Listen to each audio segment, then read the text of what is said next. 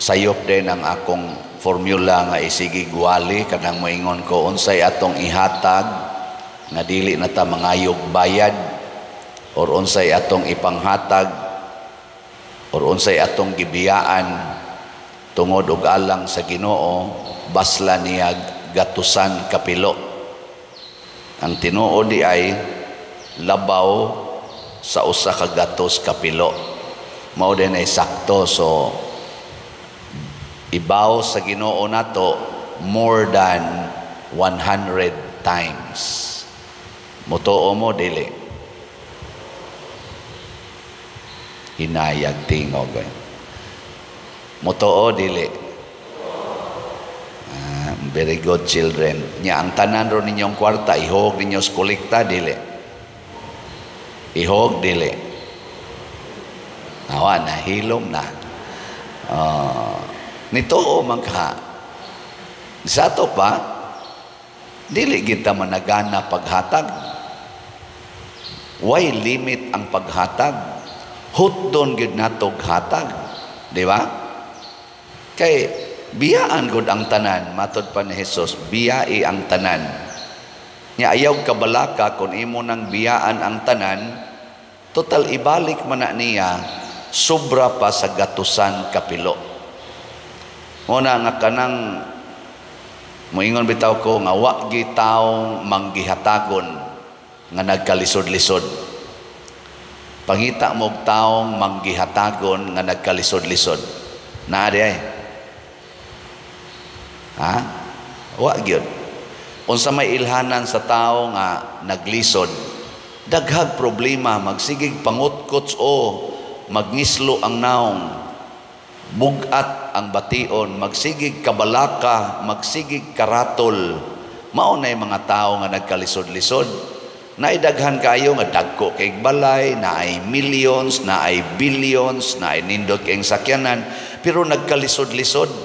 Muna gitawag nila nga hamugaway nga nagkalisod. Daghang hamugaway nga nagkalisod. Pero daghan sa mga tao nga pobre apan haruhay. Di ba? Kasabot mo ana. Gilinga imong tupad ing na nagkalisod karon. Nagkalisod ka? Nagkalisod. Nganong nagkalisod man, di man manghatag, di man kamaong mo give up. Give up everything and you can experience more than 100-fold blessings from God. Ug munay gisulti ni Kristo ang dato, kinsa man ning dato, kana bang dili gyud ka give up sa iyang mga kalibutanong mga bahandi, tao o kwarta, di gyud siya ka give up, sige siya kupot. Matud pa ni Kristo, lisod kaayo anang maong dato pagsud sa gingharias langit, masayon pas kamilyo paglusot sa lungag sa dagom. Sunan gana naaman ay uban ingon mga apply tag trabaho sa sus lisod kay na da sudlon oy muratag nilusot sa lungag sa dagom. Ana niya unsa may pasabot ani ni Kristo nga kanang tao nga nahigugma sa mga butang ug sa mga tao dinhis kalibutan, labaw sa iyang paghigugmas Ginoo ug sa iyang isig katao, kanang tawhana maglisod og kasinati sa kalipay nga langitnon. Unsa man ang kalipay nga langitnon? Kana bang kalipay nga dili gyud mohupas gikan inig mata nimo hangtod inig katog nimo kanunay kang malipayon. Kinsa dinhi nga malipayon gyud gikan pagmata hangtod pagkatog. Ta sa ngamot. Sige. Kinsa ninyo dinhi ang wa gyud makayaw-yaw, wa masuko gikan adtong August 1 hangtod karon. Ta sa kamot. Nang wa gyud masuko. Istorya. Usa na lang kabuk ni Isa pero kadudahan pa. Nga naman, koto braman diri, wa magin mo ana. O, tanawa, nganong nagyaw-yaw man ka, nganong nasuko man ka, kay nawa ng imong kalipay. Nyaningon mo, nga nalipay gyud mo gikas pagmata hangtod pagkatog. Nganong nagyaw-yaw man ka, ngang sa tog, natug ka, nagyaw-yaw, gidaman ka na. Nagmata man ka, nagyaw-yaw, ngano man, ang hinungdan nga nagyaw-yaw ka tungod kay naa kay mga giangkon nga imo, unya murag gihulga nga kuhaon gikan nimo, butang, tao o authority. Kana bang dili nakatahuron or kuhaan ka sa imong kwarta, kuhaan ka sa imong minahal, masuko dayon. Nya ang resulta aning mga tao nga mga hangol kayog dungog, mga hangol kay kwarta, mga hangol kayog kaning mga possessions, magpakaginoo na sila. Sila'y magbuot. Ang ilang pagbuot mo'y matuman. Mao na nga ningon ang Ginoo diri sa unang pagbasa pinaagi ni propeta Ezekiel ngadto sa Tiro. Kaning Tiro murag Lebanon man siguro na, Lebanon karon.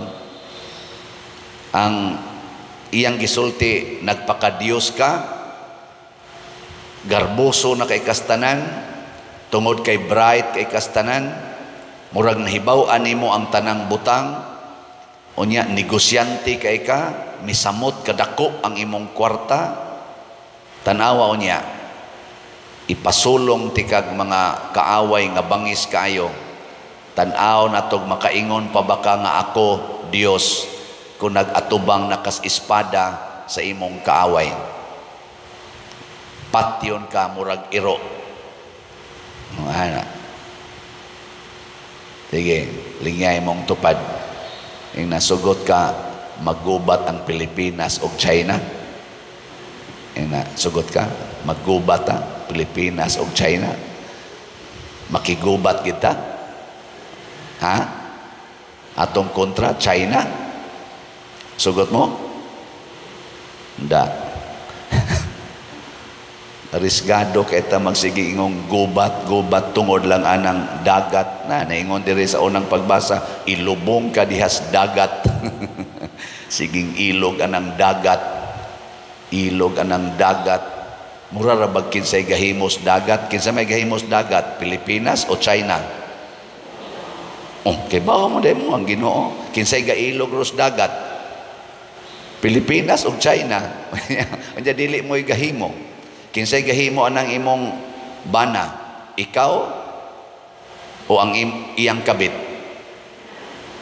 Ha? Kinsay gahimos imong bana ba? Ikaw o ang iyang kabit? Ang Ginoo. Nya kinsa mo ro'y gailog sa bana? Ikaw. Ikaw ang iyang kabit. Ayaw pakig-ilog. Oy kana mga hinimos Ginoo, biyae na. Biyae ba? Total hinimo manas Ginoo.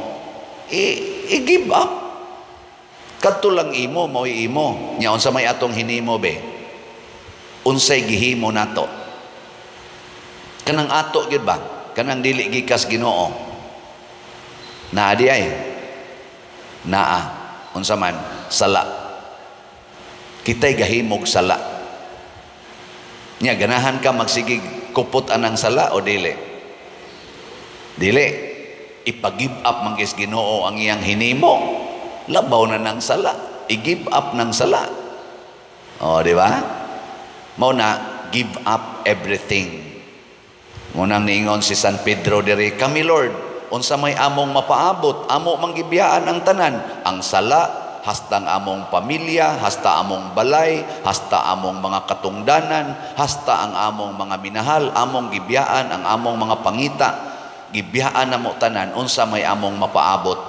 Ingon dayo si Jesus, iniglingkod nako dito sa langit, kamo sa duna na sad mo'y mga trono nga inyong lingkuran, ug magmando sad mo sa mga nasod. Duna dahi gyapoy nasod didto. No, naagyapon tay mga leaders ug ang mga apostoles maoy mga cabinet members ni Jesus. Mga cabinet ba? Ana. Pero kita sa kunong mga nagtrabaho kuyog ni Hesus nga mituo niya dinhis kalibutan, mulingkod sa ta sa trono dito sa langit. Kay ang trono kuno sa langit bisag kinsa dito makahimo paglingkod. Hasta ang trono ni Hesus makahimo ta paglingkod. Nganuman tungod kay kita mahimo mang anak sa Dios. Manununod kuyog ni Kristo. Apil na ang tanan. Munang ningon si Kristo, haron ang tanan nga ako nga gikan nimo amahan, ako sang ikahatag nila. Ana, gusto ni Hesus nga ang iyag yung tanan nga naa niya, iya sang ihatag nato kun mosunod ta niya. Gisayunan kag ang naas Ginoo iyang ihatag nato, kapila ka pila ang atong mga grasyang nadawat karon. Ibutang lang nato kalipay. Kung ang kalipay sa Ginoo ihatag niya nato, mapuno ka tas kalipay o kuwangan? Ha? Ang kalipay bas Ginoo ba yang ihatag nato, mapuno tas kalipay o makuwangan? Purting punua, kagamay ra ning atong kasing-kasing, punon ra nas Ginoo. Pero ang kalipay sa imong asawa, ihatag niya nimo isip bana, mapuno ka kas kalipay. Or bana, ang kalipay sa bana, ihatag ngadto sa asawa, mapuno ka ang asawa sa kalipay. Ha? Dili oy. Ngano man, gamay ra kayo ng kalipay nga ikahatag sa asawa o sa bana o sa atong isig katao ba. Example, lipay kayo imong bana nga mosuyop, lipay kay siya na. Malipay ka asawa ng imong bana ni suyop. Ha? Kusga, nganong di man ka malipay nga nalipay man imong bana? Oh, nakita na ninyo ha? Hasta ang kalipay ganis bana dili makalipay sa asawa all the time. Kung ang asawa kuan kayo, materialistic kayo, sigig pamalit, siging paparlor, ana, malipay ang bana. Ha? Tubag mga bana. Di malipay oy. Ludon. Pero kalipay na sa asawa. Kada semana palit yung bagong bag, bagong sandal, bagong snina, ana, shopping yun, shopping to the max. Siging paparlor, ilis-ilis lang ang pilok, ilis-ilis ang kilay, ilis-ilis ang buhok. Ana, oy, madugay ang bana, maglagot yun. Sa ato pa, doon na tayo mga kalipay nga dili makalipay sa ato kunuhayng gihigugma. Muna nga niingon si San Bernardo, kining atong gisaulog karon, usa sa iyang mga gipangtudlo aron ta malinawon og magkahiusa ang pagpuyo subay sa gugma. Ang gugma kuno, matud pa ni San Bernardo, enough in itself. Muna nga ang tao kunong nahigugma puno sa kalipay. Gugma ba? Niya ang gugma nga tinuod, imo ginang ibalik ngadto sa tinubdan sa gugma. Niya kung ibalik na gay nimo ang paghigugma ngadto sa source of love, imong ibalik ang imong ihatag ang imong nadawat nga gugma ngadto sa tuburan sa maong gugma, musamot kunog bulog ang gugma. Muna nga ang taong gasigig higugma kanunay malipayon. Muna nga naingon si Kristo, ang kinadak-ang sugo nako mao ang paghigugma. Unya kay wa man gilain nga best expression of love kana man yung paghatag. Hatag yun ba? That is the only way to show nga nahigugma ka, muhatag. Sige, kinsa ninyo dinhi ang nahigugma sa simbahan, taas ang kamot. Ang di mo isa, nahigugma sa impyerno. Very good. Daghan kayong ni isa. Nya, kinsa ninyo dinhi ang mopalit og slot karong adlaw? Ta sa kamot. Wa na, hipos na. Ingon di ayaw na padero hindi na tagpalitan na. Nawa, unsa na sa imong ginuno? Ang ako niyang palitonon, ang akong palitonon. Mo nang iningon sa si San Bernardo, kung ang gugma gamito na nimo para sa imong kaugalingon, mawagtang ang maong gugma. Kay dili man ka maoy source sa gugma. Mo na ang love of self is the worst evil. Kana bang selfishness, self-centeredness, the worst evil. Makaguba pag yun nga sa ubang mga tao. Kung ang asawa selfish kaayo, hastang bana maguba. Guba sa diyang kaugalingon. Kung ang pari selfish kaayo, maguba yun ng parokya. Kung ang kapitan sa barangay selfish kaayo, maguba yun ng barangay. Kung ang mayor sa usa ka lungsod or syudad selfish kaayo, maguba yun ng lungsura o syudara. Kung ang presidente sa usa ka nasod selfish kaayo, maguba gid ng nasura apil ng mga katawhan. Gikatapos ang lingi sa imong tupad. Lingi ingna sugod karon ingna kusgabay na sugod karon dili gyud ti kagubon. Sa ato pa, ikaw karon magsigi na kaghatag anang imong tupad aron di siya maguba. Kay magsigi kag atiman sa imong kaugalingon hasta ng imong tupad maguba. Tanawan ng gasigi rog padagko sa ilang balay, siging padagko sa balay, gikural na nilag maayog konkreto ilang balay, tanawa ilang mga silingan, gilunupa na kay wa nay agianan ang tubig iniguan, tagahawak ng tubig nangaguba ng silingan.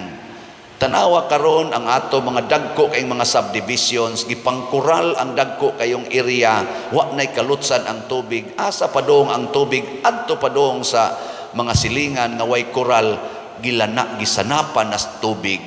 Bisan pag naay mga flood controls kuno, lunop to the max lang gyapon tungod na sa paghigugma nimo anang imong kaugalingong Pinoyanan nga wa kay pagpakabana sa imong silingan. Di ba? Selfishness. Tanawa ang Ukraine nga nahimo sang self-righteous ug ang Russia nahimo sang self-righteous, guba na kayo ang ilang relasyon, guba pang ilang mga nasod.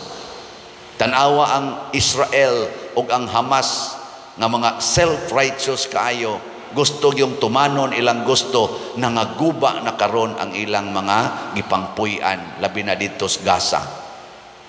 Guba. Mga asawa nga selfish kayo, guba ginang inyong relasyon sa inyong bana. Mga bana selfish kayo, guba ginang relasyon sa inyong asawa. Mga anak, sige na lang tanaw ng computer o cellphone, guba ginang inyong relasyon sa inyong ginikanan. Mga ginikanan self-righteous kayo, imposing kay mga anak, abot yung panahon mahimo na ninyong kaaway ang inyong mga anak. Guba gina. Di ba? Haron dili maguba ang atong relasyon sa simbahan, pamalit mog slots.